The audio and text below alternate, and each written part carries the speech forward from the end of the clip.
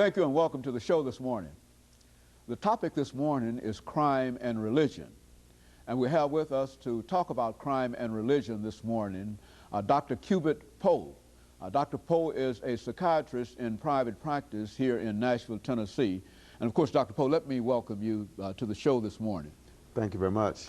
And to talk about, Dr. Poe, what I consider to be a very, very important topic, and that is crime and religion. And I'm sure that you're going to bring to us this morning quite a bit of information about the relationship between crime and religion. But before we get into that, Dr. Poe, let us have you to give us some information about your background, your education, and some of the things that were important in terms of eventually bringing you to the study that you're going to talk about and some of the other things in your life. Let's do that, and then we'll get into a topic of the inmate study that you and others did.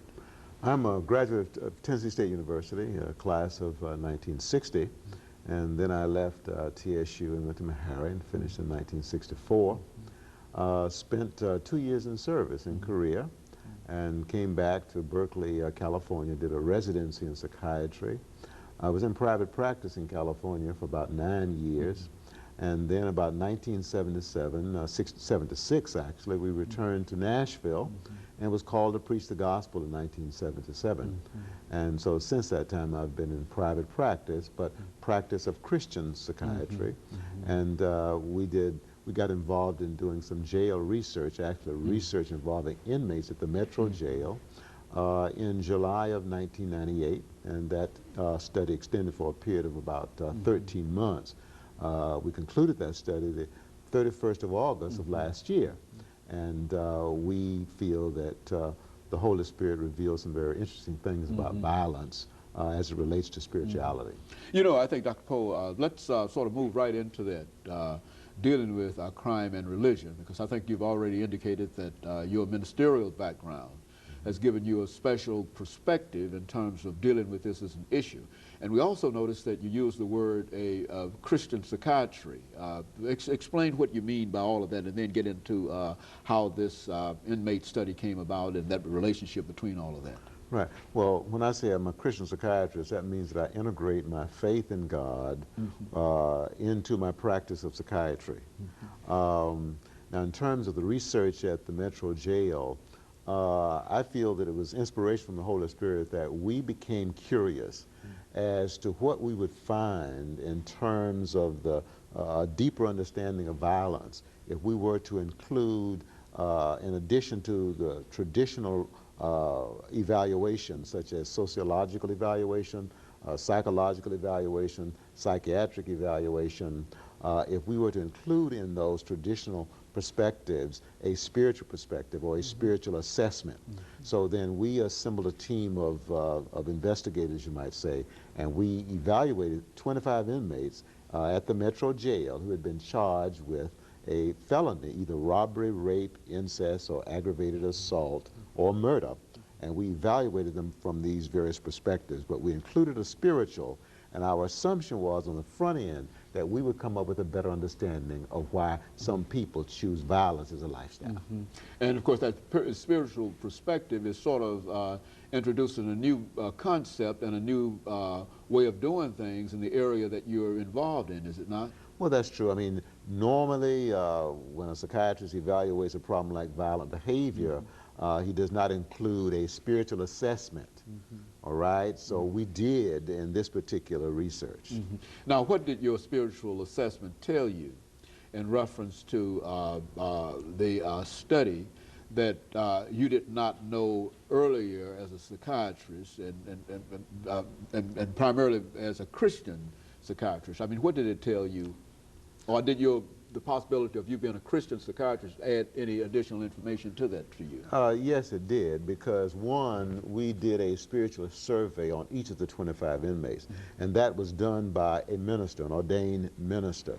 What we found is that in 92% of the inmates that we assessed, they came out of family situations in which there was clearly a lack of spiritual nurture and guidance on the part of the parents, and especially on the part of the fathers, who in 6 to 8% of these cases was outside of the home, was absent from the home. And so there's a very, very close relationship. What you're saying is that young people who become eventually involved in violence, that there are more of those who never had that Christian, well, that the spiritual experience that you're talking about. Is that what we're saying? Yes, I'm saying that if you look at the spiritual background or the religious background of persons who have a history of repetitive, antisocial, or criminal behavior, what you'll often find is that they've grown up in a family situation in which one or both parents were very self-centered. Mm-hmm.